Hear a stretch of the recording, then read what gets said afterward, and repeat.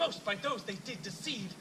So thou, oh my surfeit, and my heresy, of all be hated, but most of me, and all my powers, press your love and might, to honor Helen, and to be her knight. Help me, Lysander, help me! Does thy master put this trolling suffer from my breast?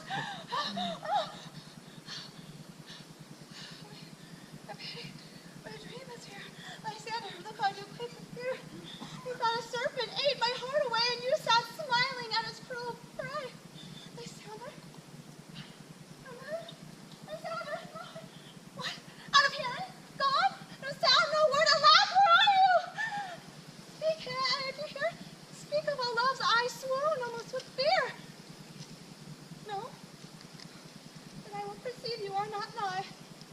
Either death or you. I'll find immediately.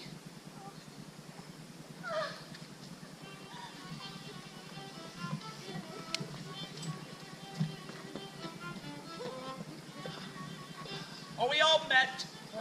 Pat. And here is a marvelous convenient place for our rehearsal. This green plot shall be our stage, this popcorn break our retiring house, and we will do it in action as we will do it before the Duke. Peter Quince. What? Say Sable Bottom. There are things in this comedy of Pyramus and Thisbe that will never please. Now first, Pyramus must draw a sword. Sword.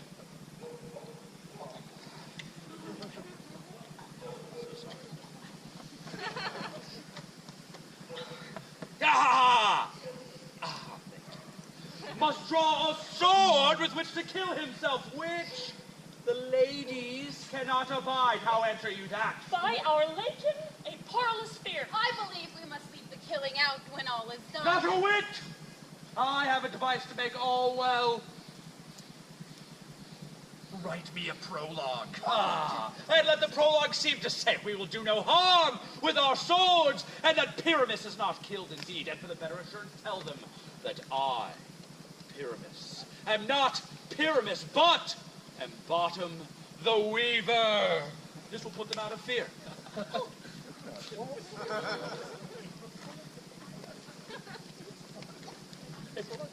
Well, we will have such a prologue, and it will be written in 8 and 6. Oh, make it 2 more, let it be 8 and 8. Oh!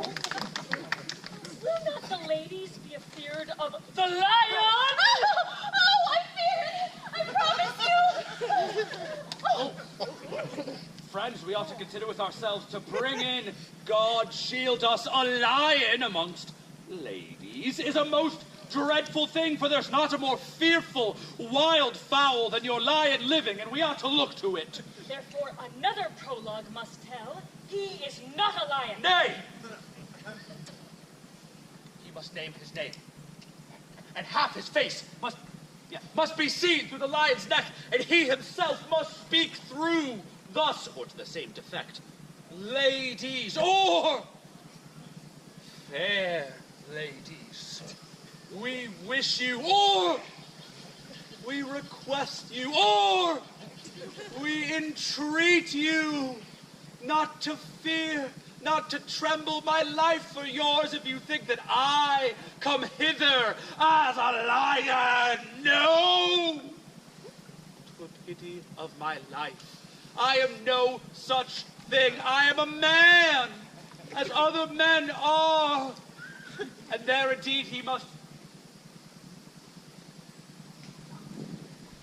There indeed he must name his name and say plainly that he is... Snug the Joiner! Well, it shall be so. But there is 2 hard things. That is, to bring the moonlight into a chamber, for, as you know, Pyramus and Thisbe meet by moonlight. Let the moonshine that night be play our play. A calendar! Look at an almanac, find out moonshine! Oh! Can I borrow someone's phone? I have one right here. Oh. I have a moon calendar. Oh my God,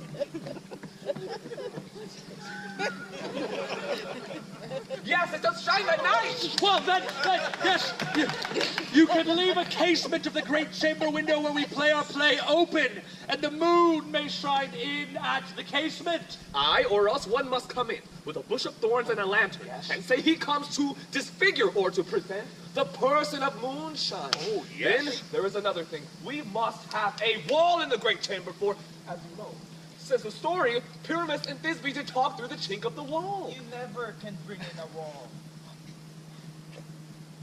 What say you, Bottom? Yeah. Some man or other must present wall. And have plaster, or loam, or rough cast about him so as to signify wall. Or let this be the hole through which Pyramus and Thisbe whisper. Pyramus? Oh,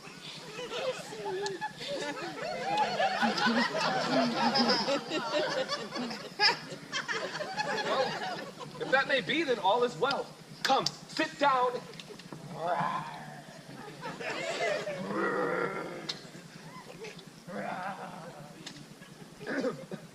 Every mother's son. Rehearse your parts.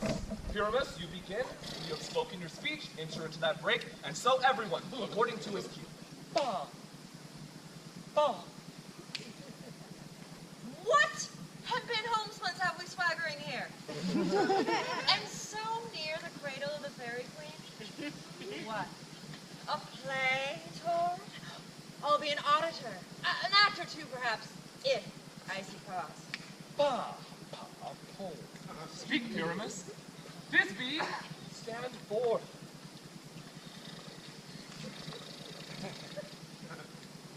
Oh, Thisbe, the flowers of odious savor sweet. It's odors.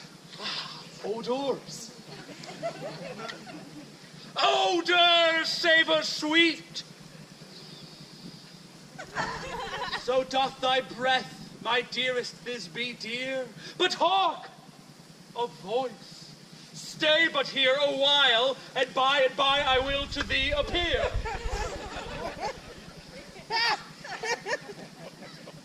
A stranger Pyramus than e'er played here. must I speak now? Aye, Mary, must you for... you must understand. He goes, but to see a noise he heard, and is to come again. Oh, most radiant Pyramus, and most lily white of you, on red roses and triumphant briar, most frisky juvenile and most lovely Jew, true as holes that yet would never tire, and meet thee at Minnie's tomb. It's Nina's tomb, man. Why, you must not say that part yet. That part you answer to Pyramus. You speak your whole part at once, cues and all. Pyramus, enter. Your cue is past. It is never tired. As true as holes that yet would never tire. If I were better beyond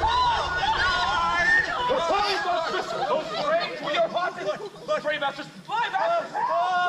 I'll follow you and lead you about around, through bog, through bush, through brake, through byre. Sometimes a horse I'll be, sometime a hound, a hog, a headless bear, sometime a fire, and grunt and neigh and bark and roar and burn, like horse, hound, hog, bear, fire at every turn. Oh, why do they run away from me? It is a knavery of them to make me afeard.